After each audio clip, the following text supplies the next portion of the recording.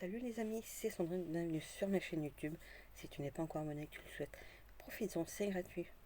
De toute façon, c'est Black Friday toute l'année, donc pour ça c'est gratuit. C'est 0 € du 1er janvier jusqu'au 31 décembre. Allez-y, faites-vous plaisir. Donc aujourd'hui, c'est juste une petite vidéo toute simple. Parce que j'avais lu, alors je sais plus si c'est sur cette chaîne-ci la principale ou la secondaire. À un moment donné, il m'a semblé avoir vu passer un commentaire. Alors c'est pas méchant, hein. C'est pas parce que je vais faire une vidéo pour répondre à la personne que c'est forcément pour attaquer. Qui disait que la personne avait l'impression que je parlais normalement. Alors après je sais plus du tout si c'était sur une vidéo, on va dire, où je parlais vraiment comme je le fais là avec ma voix entre guillemets normale, ou si vraiment j'étais en mode chuchotement. Après le chuchotement, on peut chuchoter plus ou moins fort. Là concrètement, alors oui, j'ai le micro dont je me sers pardon, pour faire de la SMR, ou généralement quand j'utilise, c'est aussi beaucoup pour chuchoter dessus. Enfin, pardon, excusez-moi, avec. Je pense que là déjà clairement ça s'entend que c'est ma voix classique, donc on n'est pas en mode ASMR. Pardon. Et voilà, après, c'est peut-être aussi que je chuchote peut-être un petit peu trop fort. Après, c'est peut-être aussi un problème de réglage. Là, il y a l'écho, bon, je l'ai mis vraiment. Moi, j'ai carrément en fait supprimé. Et en fait, il suffit que je le mette vraiment là pour qu'il soit à fond. Euh, Pareil au niveau du volume. Après, c'est peut-être aussi à régler, peut-être plus au niveau du volume. Peut-être il va peut-être falloir que je teste aussi à ce niveau-là. Parce que j'ai l'impression aussi que du coup, ça prend en compte au niveau du volume. Du coup, là, j'ai tout petit peu baissé. Parce que je pense pas qu'au niveau de l'écho, qu'il faille que du coup, que je baisse. Voilà, là, je parle vraiment normal. Généralement, quand je suis en mode chuchotement, je baisse quand même bien la voix. Enfin, peut-être pas apparemment suffisamment. Parce que généralement, je vais être plus en mode oui, bonjour, comment ça va. Après, c'est peut-être parce que j'approche peut-être un petit peu trop ma bouche du micro. Mais voilà, là, je chuchote. Donc, je ne parle pas fort. C'est pas ma voix normale. Par contre, là, c'est vraiment ma voix normale. Donc, logiquement, je pense qu'on entend la petite différence. Après, c'est peut-être aussi un petit souci peut-être de réglage au niveau des deux boutons, peut-être plus de volume ou de l'écho. Il va falloir que vraiment que je joue avec ça. Voilà, j'avais déjà quand même plus ou moins précisé que j'étais quand même débutant, qu'il va falloir du coup que je prenne mes marques aussi à ce niveau-là. Au niveau du réglage du micro, peut-être aussi pour que je prenne mes marques aussi au niveau de l'intensité aussi du chuchotement, parce que c'est vrai que ça peut paraître simple, mais ça n'avait peut-être pas forcément de temps que ça. Parce que je vois quand j'avais fait notamment la vidéo sur ma chaîne secondaire sur enfin, spécial ASMR, instant ASMR, ou avec les mots déclencheurs, c'est vrai que au bout d'un certain nombre de mots, parce que je ne disais pas non plus, par exemple, petit peton, pastèque, paquebot, tartiflette. Bon, j'essaie quand même de le dire au moins 3, voire limite 4 fois. Et c'est vrai que ma mine de rien, même en chuchotement, euh, on peut s'essouffler. Après, c'est vrai que j'ai aussi un petit souci de cœur, mais bon, ça va, je suis toujours là. Hein, faut pas s'inquiéter non plus.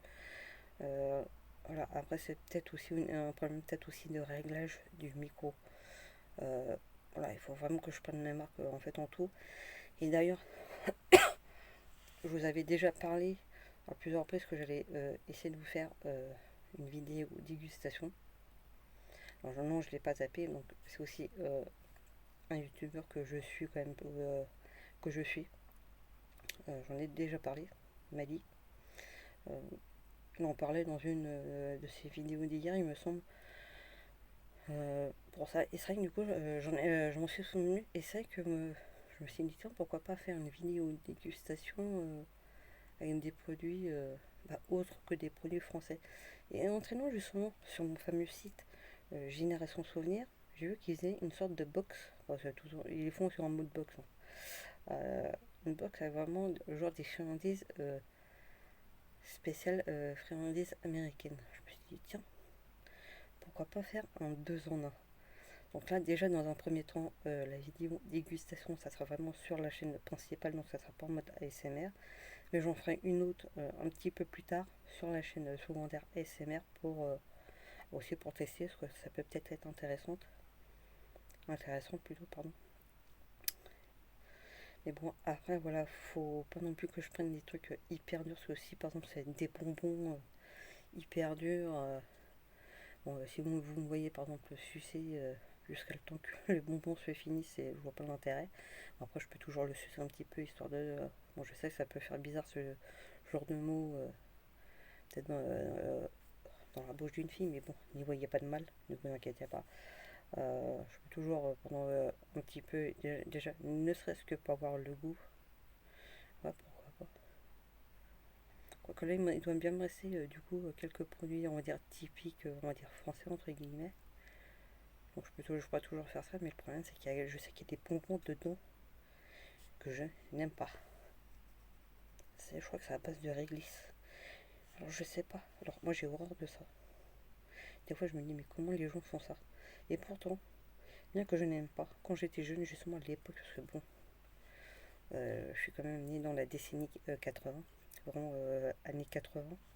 Donc déjà, j'ai pu profiter alors, sur pas mal de choses dans la décennie précédente, donc 70, mais j'ai vu aussi du coup la 90, et c'est vrai que